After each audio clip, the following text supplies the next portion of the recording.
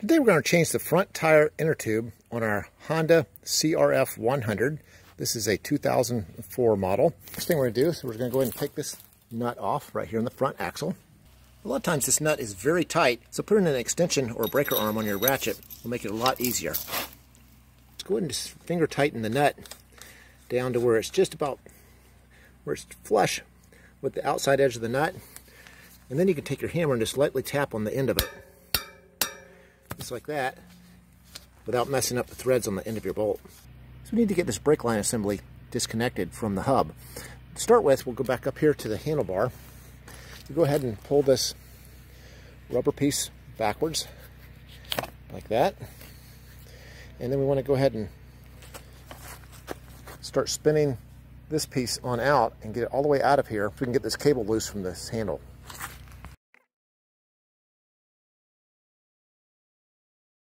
Completely comes out of the threaded part of the handbrake. Now you can swing it on around like this, and you can drop the peg out of the handle grip, and you can go and push the cable on down to give yourself some more slack down there at the brake drum. What you want to do is you want to go ahead and spin these nuts all the way up near the top, so you get as much cable coming out the bottom as you can. And now with all this extra cable, slide the spring and the rubber boot up. Take a pair of pliers, and without kinking that cable, go and wrap it on around there, and then it slides right out sideways outside of the brake armature. Next we need to go ahead and get this cable actually released off of this brake drum housing. The spring actually comes off, the upper part will come down.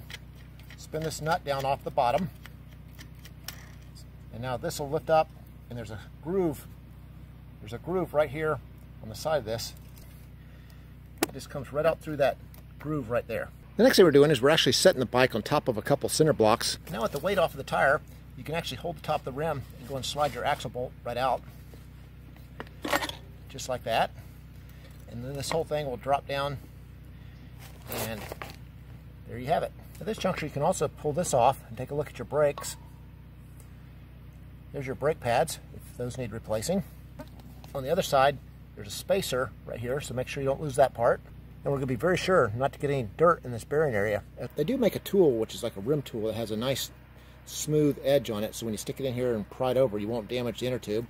Unfortunately, I don't have one of those, so a screwdriver will also work. Try to be very careful not to damage the bead edge of your tire or to puncture your inner tube. And as you begin to bring it on over,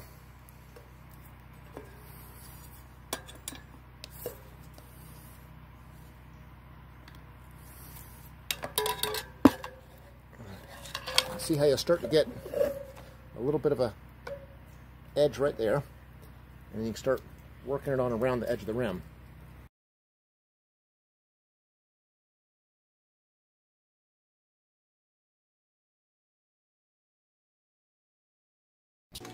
Hey, we'll be back in a little over 60 seconds, and we're going to pause real quick to see if you need any eternal repair.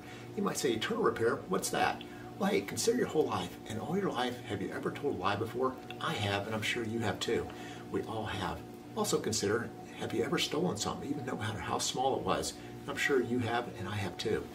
The whole point of where I'm going with this is those two rules, lying and stealing, those are two of the 10 commandments in the Bible, which define what sin is. So if you've broken even one of those rules, no matter how small it was, that means you've sinned, and we all have. The punishment for sin is going to hell, or eternal separation from God. The good news is Jesus Christ came to this earth. He didn't lie, he didn't steal, he didn't do all these crazy stuff that you and I've done. He was totally without sin. He was sacrificed on the cross for my personal sin and yours. He went to the grave. 3 days later, he defeated death, and now he sits beside the Father in heaven. The whole point of why he had to take that punishment on the cross was he was taking the punishment for your sin and for my sin. But it can only be accounted to you if through faith you believe in who he was, what he did, you submit to him as your Lord, and you repent. And when you do that, you can have eternal habitation with Jesus and the rest of the saints for eternity in heaven.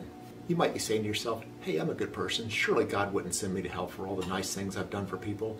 But the truth of the matter is the Bible says, by grace you've been saved through faith, and that not of yourselves. It's a gift of God, not of works, lest any man or woman should boast. There is no amount of good work you can do to earn your righteousness before God. Only faith and trust in what Jesus has done for you on the cross.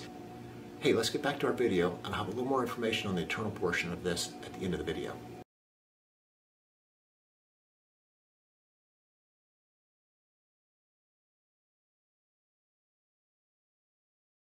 Now you can see that we have it, one side of it is off all the way around. You only need to take one side off, because now we can pull the inner tube out after we take this nut off of this valve stem. So go and use your wrench. Go ahead and spin this nut off of your valve stem. You just got to reach inside, kind of pinch it with your hands, and then just pull it right on out.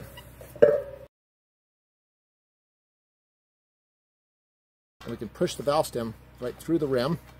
In this particular situation, the valve stem actually broke off of the inner tube, and that's from having an underinflated tire and using your handbrake, which will cause the rim to slip on the tire, and it causes this thing to pull sideways like that. You want to go to the side of the tire and find the number right on the side of the tire, and then you can match that up to your replacement inner tube.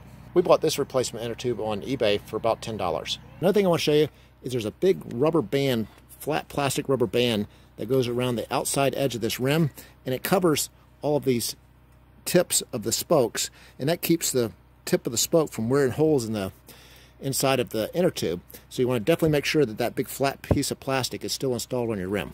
Now we'll go ahead and insert it back into that hole inside the rim. Pull it on through.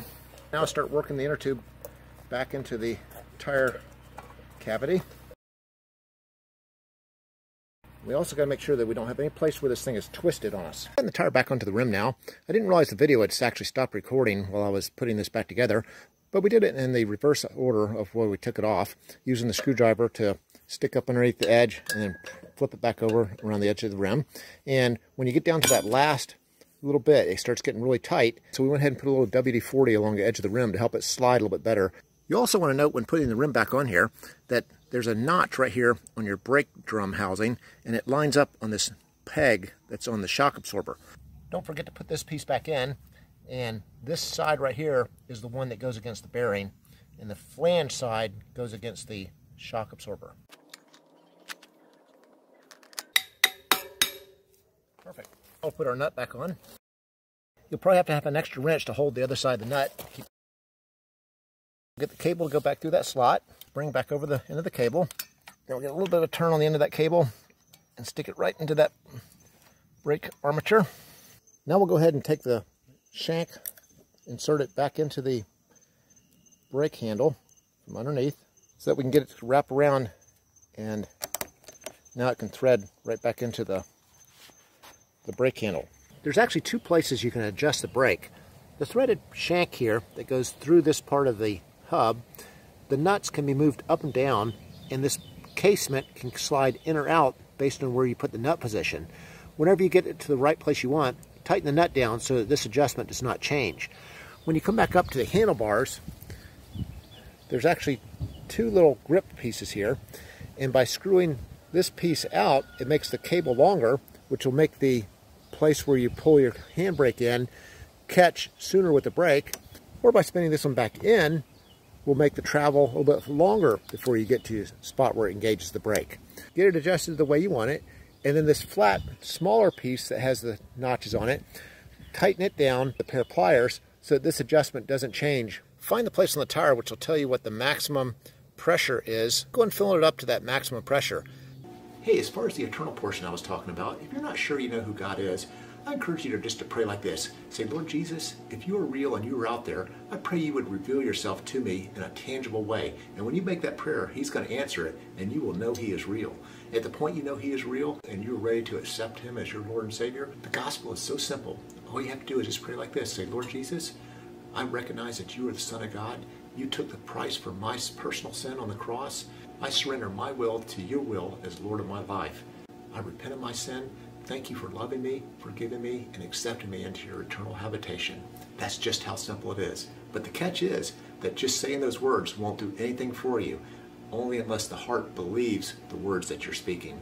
For the Bible says in Romans 10:9, if you confess with your mouth Jesus Christ is Lord, which I just did, and you believe in your heart God raised him from the dead, you will be saved. Salvation only comes through faith and believing. Hey, if you get a chance, visit our website, eternalrepair.com, where we have a lot more information about your walk with Jesus Christ.